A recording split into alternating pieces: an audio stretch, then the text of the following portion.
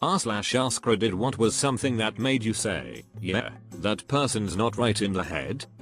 Worked in a cell phone store and this 400-pound lady came in and asked me to fix her iPhone. I looked at the phone and the background was her butt ass naked, spread eagle with her cooter on display dead center. Her internet worked fine, by the way. I was hired because the other man doing the job was found unconscious on the floor by the morning crew. He claimed to have been abducted by aliens and demons. Well, I get to know him. He trains me. He hadn't had a day off in 7 years. He was afraid too. He had been in prison for 10 years prior to this job for armed robbery. I pick him up one night for work. He lived in a shack with a dirt floor. It had 2 buckets. One for a seat and one for his bathroom. One night he tells me he's the last of the Mohicans and he is currently finishing his version of the Quran. Then one night he comes into the restaurant coughing and hacking so bad half the customers got up and left. He was stumbling and crashing into tables. He sits down and I told him that since he was sick I could drive him home and I can cover our shift. He says, "No way, son. I'm healthy as I've ever been." I asked what he meant. He had taken a bucket and mixed bleach and ammonia, a big no-no, draped a towel over his head and breathed the fumes for 3 hours to clear the demons from his body. After I left that job, that poor man walked into a bank, held it up with a gun. He sat down in the bank with the money and waited on the cops. He wanted to go back to prison because he couldn't make it on his own. Sad smiley face. Most customers, like the guy that ripped his shirt off because I refused to hang up a crucifix in the movie theater. Then he threw the crucifix at me and screamed about demons. Or the guy that told me he was going to murder me in front of his family because I wouldn't let him sneak into a movie without paying.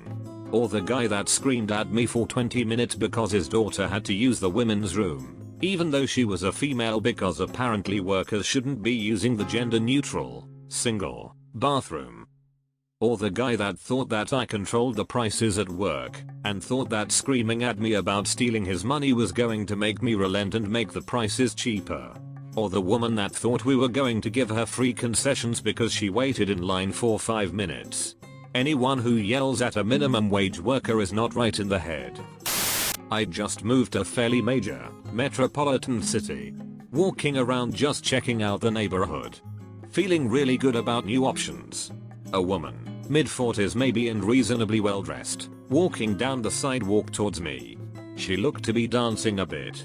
I figured she had earbuds or something.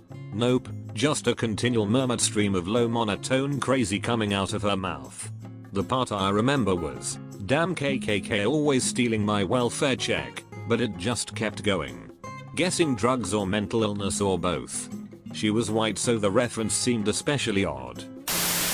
Cute girl starts flirting with me. Says I'm cute and funny. Nice. Next day she invites me over tomorrow to her house to have fun. Parents and home. Nice. Tomorrow comes and I'm at her house. Wearing short shorts and a sweater, she invites me into her room. Says she has a surprise for me. Nice. I get into her room, she takes off her clothes and I notice something. She cut my name multiple times all across her forearms with a razor. Fudge. She then says it's my turn to cut her name into my forearms to show I want her just as bad. Fudge. I turn around and walk away. A friend of mine was dating a dude who I thought was a girl when I first met him, wearing her mascara plus looking generally feminine. We went to go hang out at a local nature park, and he kept bragging about his knife collection. Then out of nowhere he wiped out his double-sided, obviously illegal blade, and processed to explain why she had been calling him Turtle Killer, tried to take a turtle's shell off, and to top it all of later that day when we hung out at his house his younger sister said running over cats was, and I quote, satisfying. I was genuinely afraid for my life as I had known her longer and he probably thought I might steal her away. When I was in grade school a kid had lost a game of Connect 4 during recess. As soon as he lost he became enraged and threw the Connect 4 set. Proceeded to smack the kid he lost to and got his ass beat. Teachers then came in several minutes later to take him to the office. He refused to get up out of his seat and they had to forcefully pull him out. Kicking and screaming, just my teacher couldn't get him.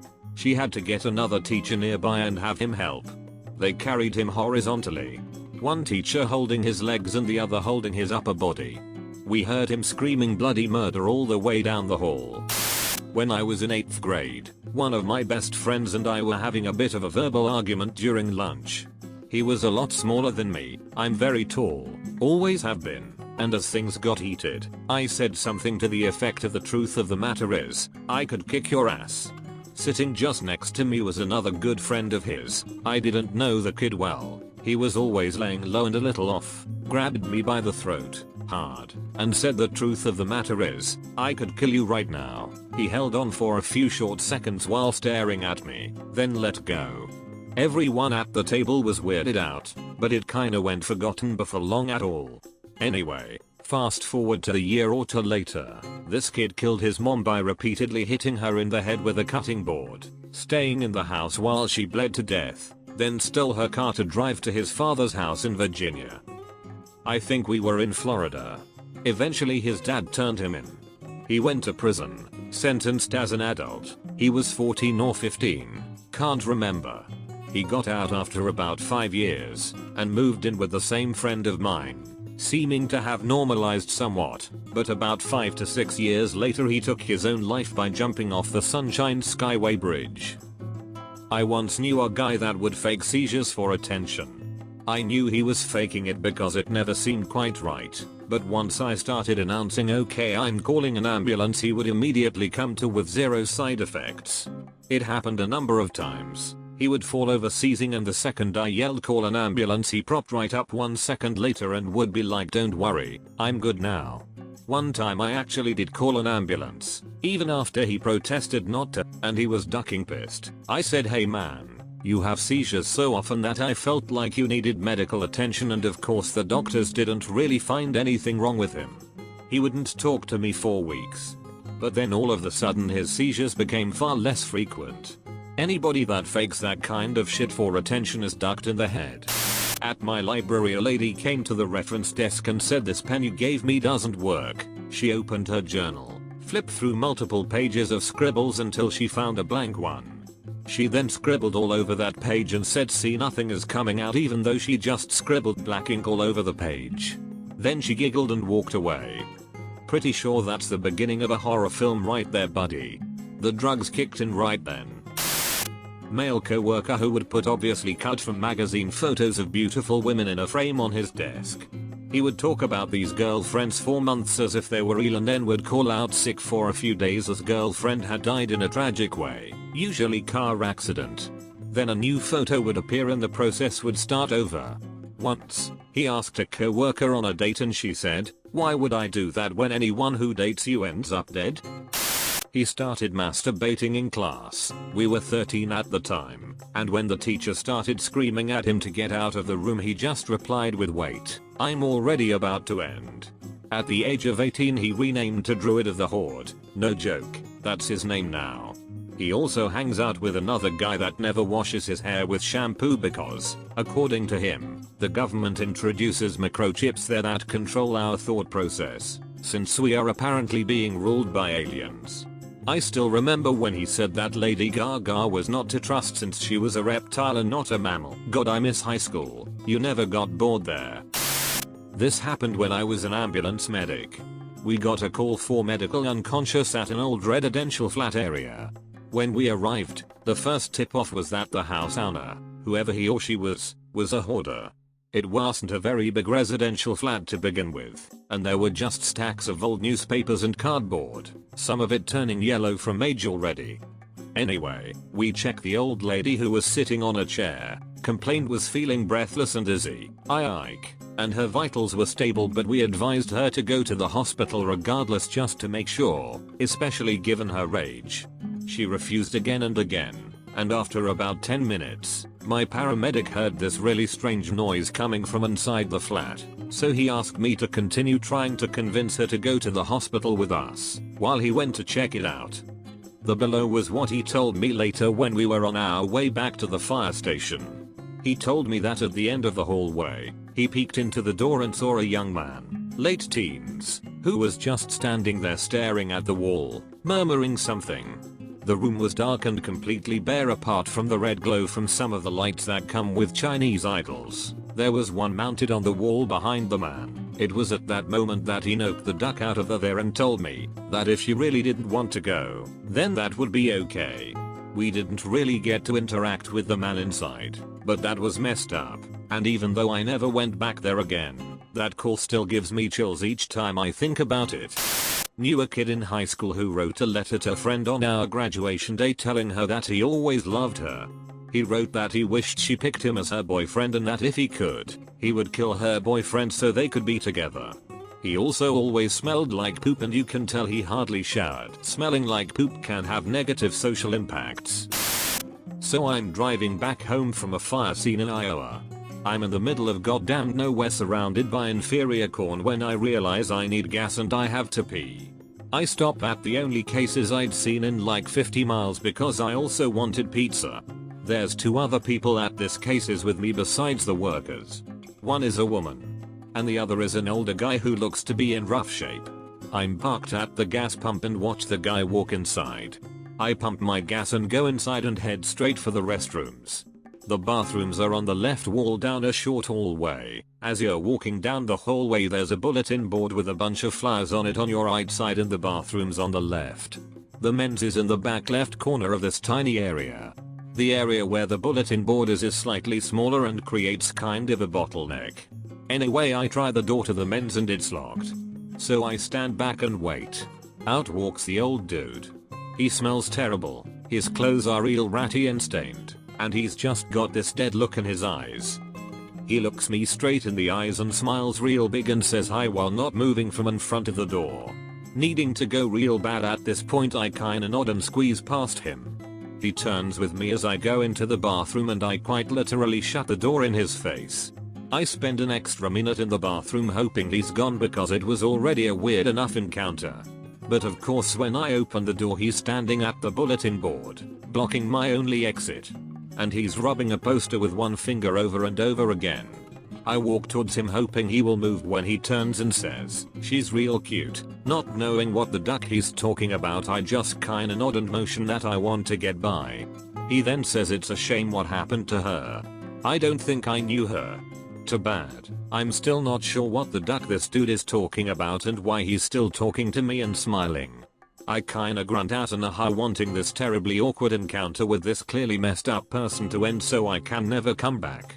He then completely turns to me, with one finger still on this one poster and says, "She is really cute don't you think?" I again struggled out an aha feeling thoroughly freaked out at this point, still with zero ducking clue who this crazy ass dude is talking about. He then abruptly turns and walks away. I book it out of the store to my car before realizing I wanted some goddamn pizza and freaky man wasn't going to stop me from enjoying some nice lukewarm gas station pizza, so I went back inside. I grabbed my pizza and out of curiosity walked over to where our little encounter occurred. Dude was rubbing a picture and talking about a missing 14-year-old girl. Friend of mine wanted to be a doctor and is undergoing training. Then tells me that she doesn't want to deal with people's conditions and doesn't want to bother with their first world problems and that they only seek sympathy. Should have been an insurance approval agent with that mindset. So background. I worked in a hospital where we were given a phone to use to call up or message attending physicians so they wouldn't have our personal numbers and we wouldn't get calls off hours on our personal phones. One day in the middle of November we started getting messages on the hospital mobile a new doctor was getting hired and one of our colleagues was getting fired from an unknown number. And so it happened. We checked with admin and said this wasn't real, but someone did kick him off the system. We left him to deal with HR and vouch for him. In January, literally after New Year's Eve another colleague disappeared and our colleague who got removed decided to give up and find a better job. He did. And then we found out the second colleague who disappeared staged her resume. She wasn't a real doctor.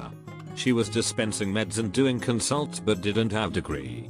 We dug deeper and found out all her IDs were fake, diploma and her name wasn't real, and all her social media were fake accounts. Getting the guy fired was a distraction. So, an explanation. Until November, this fake had never been assigned in the ER. She had always been on the floors with nurses and other doctors helping her out when she had a question she didn't know. But then a vacancy opened up and she grabbed the ER assignment cause it paid better. Then one of the admins noticed her paperwork was off with diagnoses that stated absurd medical facts that no one really gets taught in medical school. She wrote whooping cough as woofing cough and tonsilopharyngitis as sore throat.